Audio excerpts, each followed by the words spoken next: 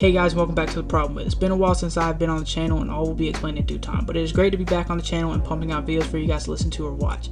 Starting with the last problem with the video, the problem with the Oregon Ducks, we are trying to get these videos out as fast as possible and as good as possible. And like always, please watch the full video and don't dislike without giving us a chance to dig deep on your team. It sucks when someone slightly disses your team, but might also lead to some deep thinking at the lack of success. Don't be afraid to comment down below whether you disagree or agree with anything stated in the video. Thanks. For episode 7, today we're looking at the problem with the Green Bay Packers.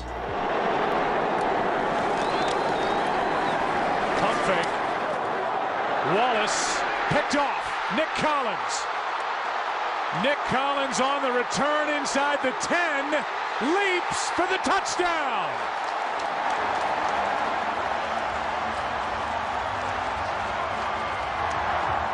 The Green Bay Packers, located in Green Bay, Wisconsin, sometimes known as Titletown. Green Bay has had a winning tradition. I have a feeling you already know that, considering they make consistent playoff runs and has just lost the NFC Championship once again.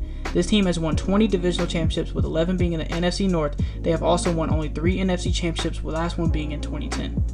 The Packers have also won 4 Super Bowl titles and 11 pre-Super Bowl championships. This team is a winning team and has been for years upon years to come, so why do they have a problem? I am Rich Eisen, giving you highlights of Super Bowl 45. The Pittsburgh Steelers trying to win one for the city of Pittsburgh for a 7th time. Look who's doing the coin toss. Oh, that man is left-handed. The 10-6 Packers entered the playoffs as the 6th-seeded NFC team. The 6 seeds never make it very far, last year being one of the only times one has made it to the Super Bowl being in the Pittsburgh Steelers. The Green Bay Packers have had a tough road ahead of them if they want to win a Super Bowl. They have the number 3 seeded Philadelphia Eagles in their way. It was a close game in the closing minutes. Tramon Williams intercepted Mike Vick in the end zone for the Packers to advance through the wild card with a 21-6 victory. Next game on the list was the number 1 seeded Atlanta Falcons, who went 13-3 in the regular season. Aaron Rodgers played nearly perfect as they went en route to win 48-21. So now the Green Bay Packers, one of the winningest franchises in NFL, are 1 game away from making it back to the Super Bowl. The team that they played for that spot? Of course, it's one of the NFL's oldest rivalries on championship weekend. It's the Green Bay Packers versus the Chicago Bears, who are led by none other than Jay Cutler. Green Bay handled them, especially after Jay got hurt, while also the Bears have thrown 3 interceptions in the game. The Packers were back. They advanced to the Super Bowl after beating the Bears 21-14. They have finally done it. Titletown could finally have its title again. But they haven't won the title yet. The Pittsburgh Steelers are back to the Super Bowl in back-to-back years. Remember that 6-seeded Steelers team I was talking about? Well, yeah, they won the Super Bowl last year, so they're not a stranger to this game, and especially not a stranger to winning it, as they have the most Super Bowls in the NFL by a long shot. Hopefully someone named Tom doesn't take that from them. This was a highly anticipated Super Bowl. Rappers even made songs for the teams. It also had electric offenses, historic defenses, and Hall of Fame players everywhere you look. This Super Bowl did not disappoint. This is currently the 5th most viewed video for a full Super Bowl game on YouTube to this day in 2021. The first half went exactly how the Packers wanted it to, being up 21-3 after 2 quarters. But the Steelers, being the dynasty they are, weren't going down without a fight, as they made it 28-25 midway through the 4th. But the Packers played better, as with 2:07 left in the game, Mason Crosby drilled a field goal to make it a 1-possession game, being 31-25. But the Steelers just couldn't answer, as they were stopped on the final drive as the Packers would take their 4th ring as they won Super Bowl 45. Titletown is back. Why did they succeed, you may ask? Well, you start with the fact that they had a Hall of Fame cornerback in Charles Woodson leading the defense, as they also had a prime Clay Matthews on his side of the ball as well. They also had another star player on the other side with Aaron Rodgers, who the very next season led them to a 15-1 season and 1 MVP. But who was he throwing it to? Well, he had prime Jordy Nelson, Greg Jennings, and Donald Driver as well. So he had 3 very reliable targets. The key to their success was an overall great player team. It really didn't have nothing to do with coaches. They had an easy job, as you can see. As some of those players left, and well, obviously. Instead, they go for the Hail Mary. Up and up. Going for the double 8. Touchdown. Hakeem Nicks brings it down.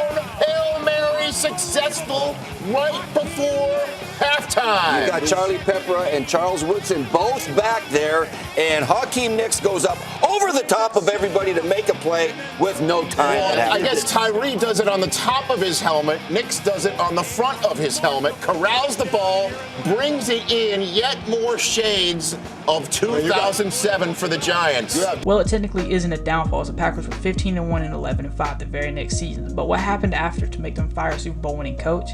Well, 2013 came along, and the Packers were being the great regular season team they usually are, and well, you most likely know what happens next. Packers were 5-2 heading into a game against longtime rival Chicago Bears, and future teammate dominant force on the Bears defense, Julius Peppers, sacked him. Aaron Rodgers, that being, causing a broken collarbone, and the Packers had to go 6 whole games without him. They went 2-3-1 as expected. They finished 8-7-1 and got knocked out of the first round in the playoffs by none other than Colin Kaepernick. After 5 more seasons, the Packers stayed the same except for a couple free agent signings and a couple draft picks. But other than that, it was a choke job of a game to the Seahawks and a miracle season which led to a beatdown from the Falcons. The Packers kept falling short of the Super Bowl, and eventually they just fired Mike McCarthy. The original thought was that the tension between McCarthy and Rodgers could be worked out. In the end, it could not. And so, Green Bay, after obviously a horrific loss to one of the worst teams in the NFL, they had a decision. They could, wait until the end of the year, or they could move on right now, allow the Packers to begin their search and kind of go about the process of plotting which way they want to go, and allow Mike McCarthy to weigh his options too. After 12 years, Mike McCarthy's run has finally come to an end in Titletown. The Packers were officially in the looks for a new head coach, as they never are. As there was talks of Josh McDaniels and other coaches, the Packers nailed the decision in my mind, hiring Matt LaFleur. He was a very talented offensive head coach who was a part of Mike Shanahan's coaching tree. The only flaw is that he's never coached an NFL game. In 2019, the Packers have nothing but a winning record in their sights, being that they have a brand new coach and who has never coached an NFL game in his life. They opened the year against the Bears and won with an interception in the end zone from former Bear but brand new Packer Adrian Amos.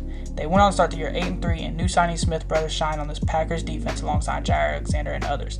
They finish the year 13-3, and the Packers make their long-awaited return to the playoffs after not making it since 2016. They entered the playoffs as the 2 seed and lost the NFC Championship once again to the San Francisco 49ers, Aaron Rodgers' favorite team growing up, and I'll mention this later. The very next season, Matt LaFleur would lead them to yet another very good years. They would finish that year 13-3 again, but no new signings didn't really show due to a lot of people sitting out due to COVID-19, but they also cut a lot of people like Jake Kumaro and a bunch of others. But they made the playoffs and lost to Tampa Bay Buccaneers in the NFC Championship game. You're hearing this a lot, aren't you?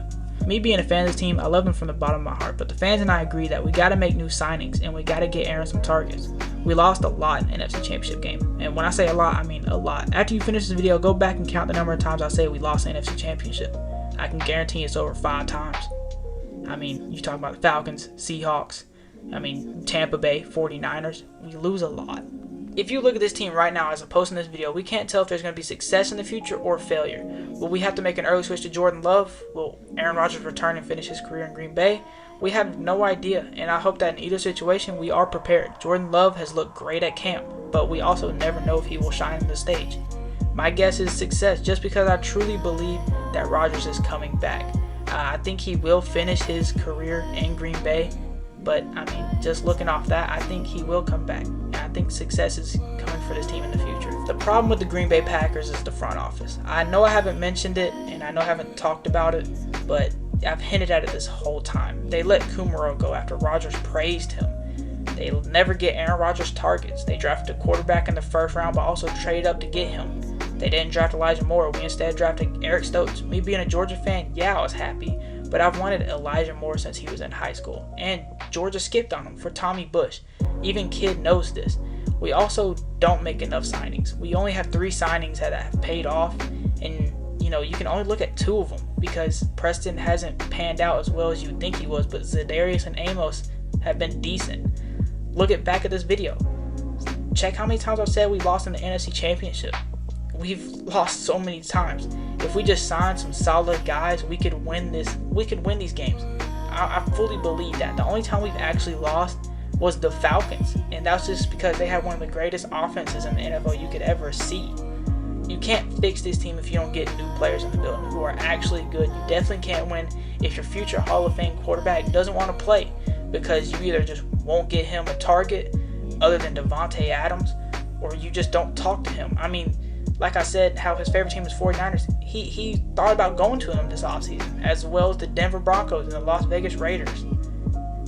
You can't fix this team unless you bring in players and talk to your star quarterback who will be in the Hall of Fame. Anyways, this has been Cam. Make sure to leave feedback in the comments. We'd love to read them and respond when we can. Please like and subscribe. This has been the Sports Junkie Podcast, and I'm signing out. Peace.